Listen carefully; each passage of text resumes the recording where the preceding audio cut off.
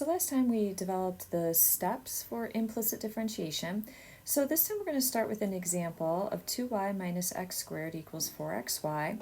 And we're going to start by doing it two different ways. The first way is going to be using explicit differentiation, which if you want to think of this as maybe just being referred to as the old way that we were taking derivatives previously. And that really rested on that we had to have y solved explicitly for x, and then we just took the derivative using all of our derivative rules and such that we've learned so far. So if I wanted to do that, in this case, I would be able to.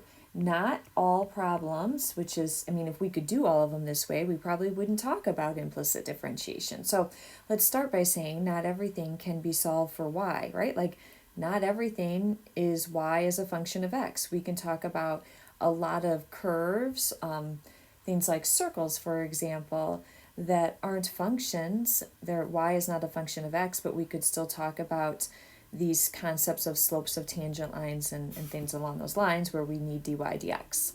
Okay, but on this one we can. So we want to get all of our y terms on one side. So we're simply going to start here by just subtracting our 2y here over to the right-hand side.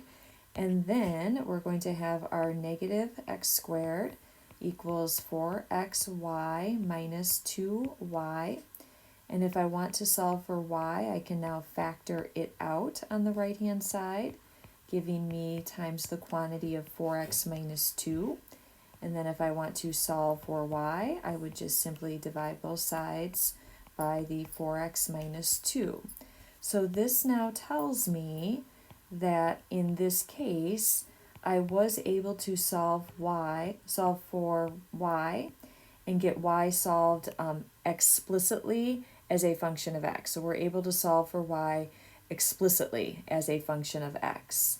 And so here's what we now have.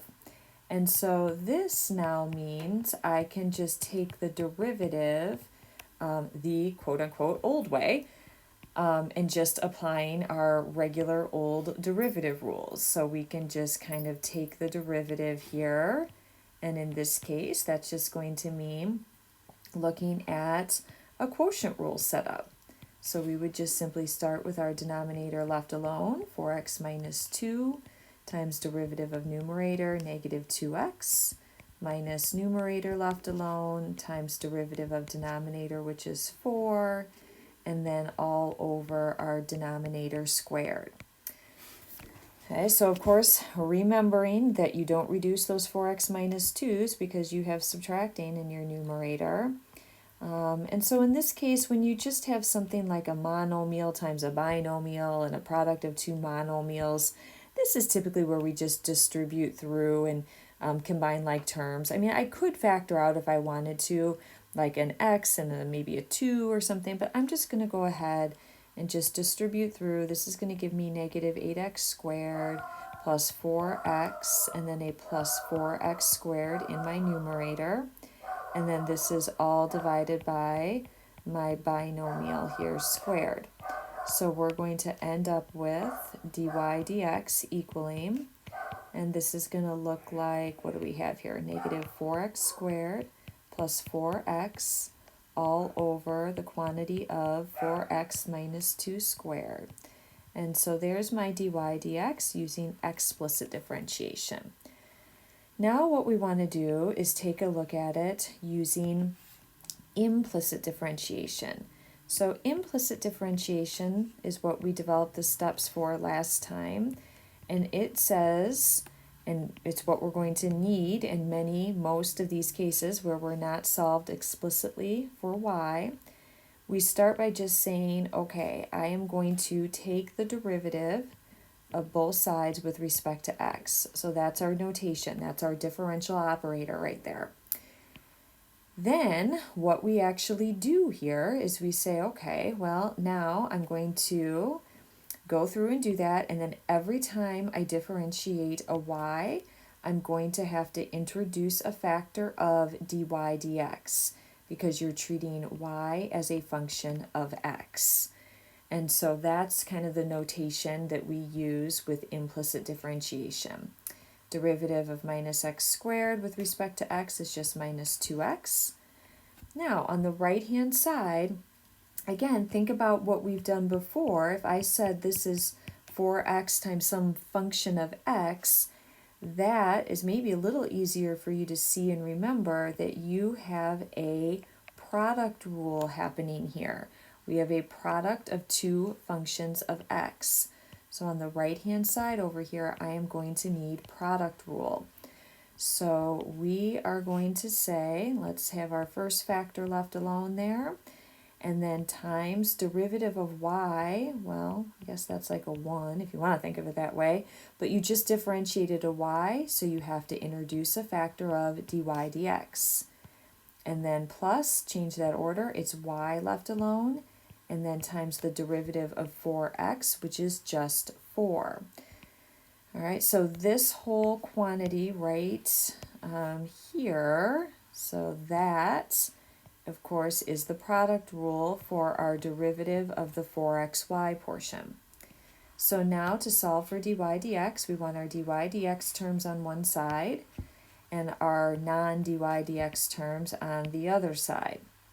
So let's go ahead and subtract this 4x dy dx term, and we'll get this over on the left-hand side with our other dy dx term.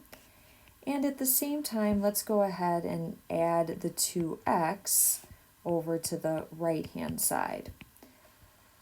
So now on the left-hand side, we have our 2 dy dx minus the 4x dy dx.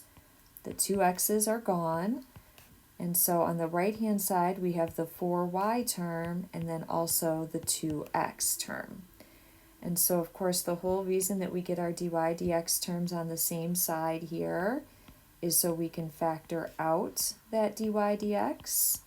And so when I do, that gives me dy dx times that binomial, which means we can now solve for dy dx by dividing both sides by that binomial 2 minus 4x.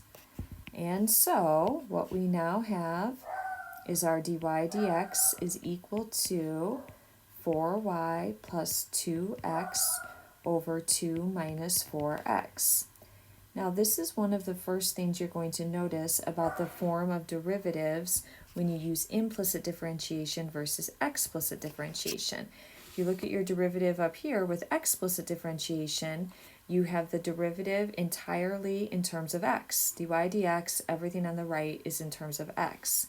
When we've used our implicit differentiation, your derivatives are oftentimes going to be in terms of both x and y, so that's something that's a little different.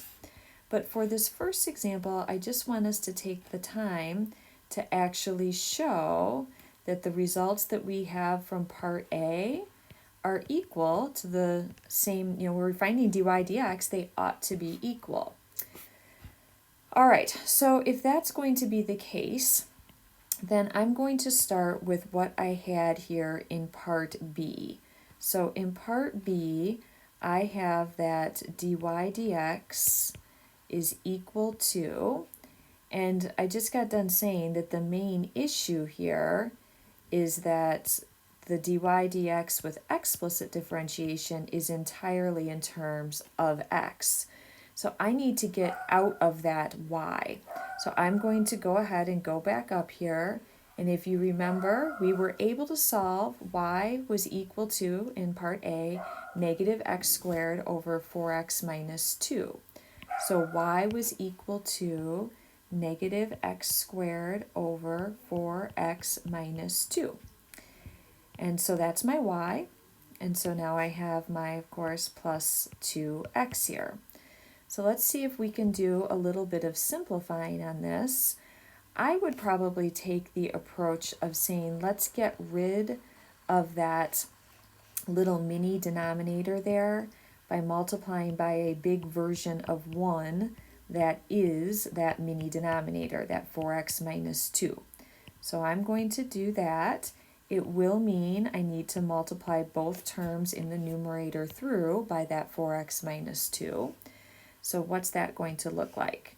That's going to just give me my negative 4x squared in the first term because the 4x minus 2's will reduce. That's kind of the whole reason I did that. And then I'm going to have 2x times the quantity of 4x minus 2. And then in my denominator, I have 2 minus 4x times 4x minus 2. Well, those look pretty close to each other. 2 minus 4x is exactly equal to, if I factor out a negative, times the quantity of 4x minus 2. So if you ever find yourself in need of wanting to reverse the order of subtraction, you can do that by factoring out a negative. So now, if I take a look at simplifying the numerator, let's just distribute through that 2x. And in my denominator, I am now able to write this as, let's see, in my numerator, I now have 8x squared minus 4x squared is 4x squared minus 4x. And in the denominator, I have this negative times the quantity of 4x minus 2 quantity squared. Well, guess what? If we bring that negative up to the numerator, because it's factored out in front, we could do that. That is going to end up giving us exactly what we had in part A if I distribute that negative back through. Negative 4x squared plus 4x all over 4x minus 2, quantity squared. So that's exactly, if you scroll back up, exactly what we had there. And so this is now equal to what we had as our answer for dy dx in part A.